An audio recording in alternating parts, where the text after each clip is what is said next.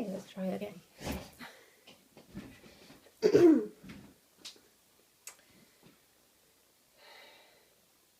Hi, I'm Amy from Whiteacres and I help businesses to feel confident about their business by making sure that the business image looks fantastic, stands out and communicates well. This week my daughter started school. I'm sure you'll agree that this is quite a milestone for any child and parent, and it's really quite a big deal. She was really excited about big school, and yesterday when I dropped her off I was the only parent who didn't go into the school with her child. She didn't need me, she was off, she was just so excited, and she picked up flour for her teacher on the way there, and when I picked her up she didn't want to leave because she was enjoying it so much. I think the shorter stage days are too short for her because she's used to longer days at nursery, so it'll be great in a couple of weeks when she's full time. Starting school is very exciting and quite emotional. I haven't cried, even though loads of people told me I needed to take tissues, but I have felt really proud of her. She's just so smiley and independent and enthusiastic. And her first words every morning this week have been big school. She can't wait to get a school uniform on and wear her new shoes. And she thinks her new teacher is the best thing since sliced bread. So I think she's off to a really great start. Her starting school has changed things around here for me as well. My hours won't have changed once she's full time, but instead of working 4 long days, I'm now going to be working 5 days and finishing a bit earlier to pick her up. And it's going to be quite hard because my best time to work is definitely late afternoon, and I want to be able to collect her from school, so I'm going to have to work through that. But I'm really grateful that due to being self-employed and being really flexible, I can change my hours around and I can pick her up from school, so that's great.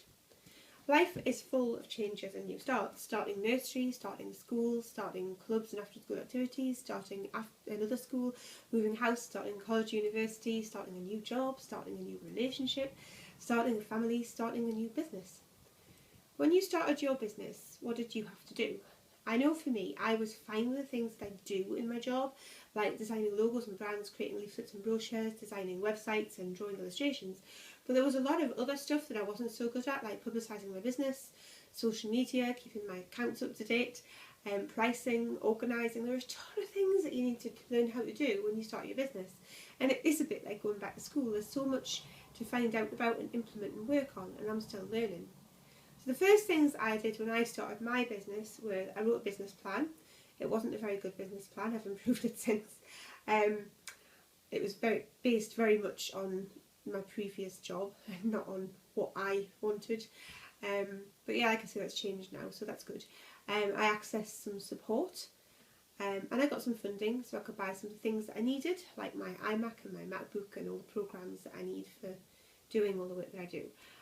I set up my office in my parents' house, not in this room, it was in a different room because my brother still lived in this room.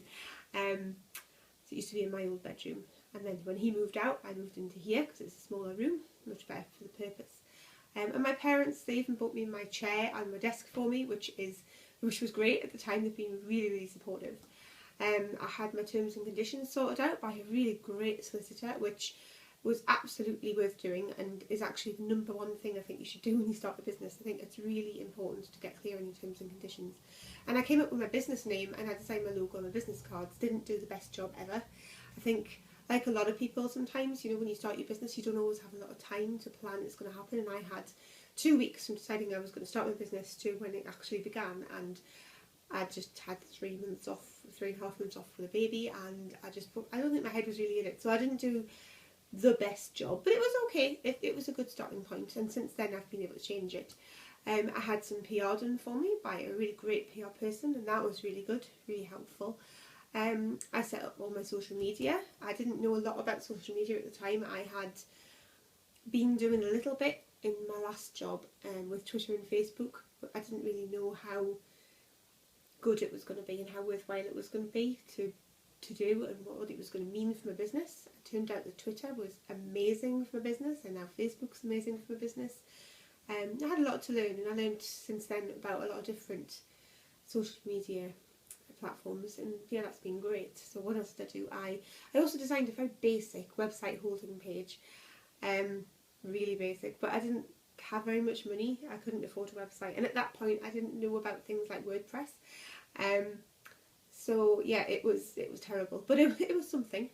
So I suppose that's a start, and sometimes something is better than nothing, right?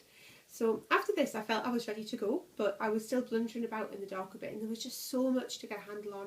There's so much to learn, so I did spend a lot of time reading books, watching webinars and videos, listening to podcasts, reading blogs, attending events so I could learn from the speakers, and just trying to get to grips with everything that I needed to do. And it was very much like going back to school, and I enjoyed every moment because I've always enjoyed school except for PE and maths, so I didn't really mind. But now I do a bit less of this because I learned well, I wouldn't say I was an expert in all of these things, but I learned like what I needed to do. And I'm still learning all the time, but I'm just a lot more choosy about the books that I read. I read a lot more books actually. About the webinars that I listen to. I can pay now to learn some things. And I've redone things like, you know, how I said before, I've redone my whole branding, and I've really learnt a lot from everything that I've been learning from. And Whiteacres has become better, so everyone has to start somewhere. So my next step will definitely be to let go a bit and to delegate more, one step at a time. So this week I'd love you to comment below and let me know what the first steps you took were when you started your business. So I'm sure that'd be really helpful for anyone who comes along to read them.